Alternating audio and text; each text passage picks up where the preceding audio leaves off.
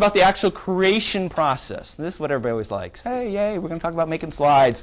Look, making slides should be only 10 or 20% of your preparation for any particular presentation that you're going to give. Can we talk about multitasking for a minute? Because I've got a story at my personal expense. Fabulous. So I was going off to a doctor's appointment, and I was late, because we're always late for these sorts of things. Challenge was I also had a conference call I had to be on. So I was on the call. Now, in all honesty, it was hands-free. I was hands-free. But since I was late, I decided to take the toll road that's near my house because I could go faster. So I was in the far left lane going, let's say, 80 miles an hour. Had the phone in my ear. And it wasn't just a listening conversation. I was actually actively participating in it. Now, I'd never been to this doctor before, but that's okay. I've got a GPS. So I had the GPS mounted on the screen, wood, hood, whatever we call that, windshield. But, you know, I'm smarter than the average bear. So you know what I'd done? I had muted the GPS. So the people on the phone call wouldn't be hearing that, travel 9 miles and then turn left. You know, they weren't going to hear that. So anyway, here we go. Left-hand lane of the highway, going about 80 miles an hour, phone in the ear, actively talking, and I look at the GPS. Guess what the GPS was telling me? Turn now. Guess what I did? I turned. You know, a Honda Accord is a fantastic car. It's highly reliable, and it has great gas mileage. It is not, and I do repeat this, not a European performance sedan. When you ask a Honda Accord to make a hard right turn at 80 miles an hour, it's going to try really hard to do that. But it's not going to be successful. So when I hit the big piece of metal on the side of the road that's secured by the 4x4 chunk of lumber, I went from 80 to 0 very quickly. I had an opportunity to meet my airbag. Hello, hi, how's it going?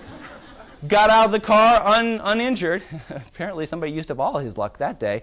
Took a look at the front of the car. It was interesting. The whole engine, of course, had been moved back, and there's that really cool Sport Performance V in the front of the car.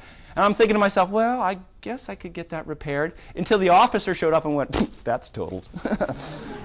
So $17,000 later, I discovered I cannot multitask. If I can't multitask, you can't multitask. If you can't multitask, your audience cannot multitask.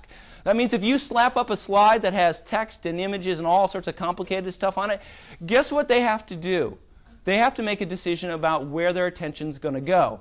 Are they going to pay attention to you, or are they going to pay attention to your slide? And guess who normally loses in that particular decision? It's you. Okay? Your slides are designed to support you. You are the star of your presentation. Don't let your slides take away from you. So here's just a generic slide. You would think that this is just sort of laid out there. There's a series of images, there's some arrows, and there's some text. Anybody in here do photography as a hobby?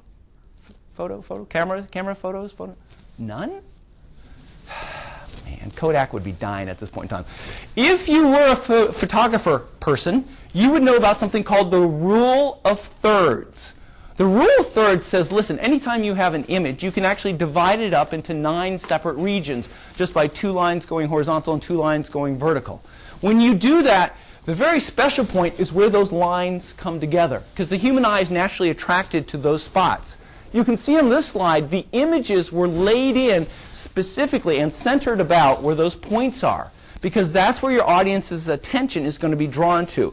Also notice that the text was split on either side of the line. So there is no such thing as a blank slide. You should always start a slide with this hash pattern.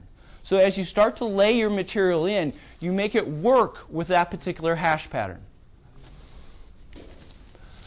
Demos. Anybody in here give demos? All right. And if you haven't given a demo, you will give a demo. And I'm not sure what you're going to give a demo on. You know, maybe the new supplier tracking system that you have, or maybe the new accounts payable system that you're getting ready to implement. It'll be something. Do you recognize the man in this picture? It's a younger version of Mr. Bill Gates. The humor in this picture, and it's a chuckler, I'll tell you, is that behind him is the blue screen of death. So Bill Gates was out in Vegas, and they were going to unveil some fabulous new software product, and it crashed on stage on the Jumbotron. I would assume that Microsoft had 1 fewer employee after that particular event, okay?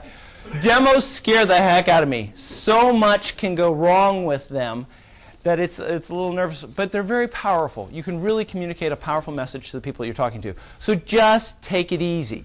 There's a lot that you can do when you have a big fancy piece of software or something that you're demoing. I can't tell you how many demos I've sat through where they've showed me how you create a new user account. Why? I don't care. Instead, what you need to do is, out of this big, huge possibility for a demo you could give, you have to, with a laser-like focus on what you want to communicate to your audience. The one thing that you want to get across to them. Spend your time showing them that and say, by the way, there's a lot of other stuff, but we're going to move on. Okay? You have to make it very, very concise.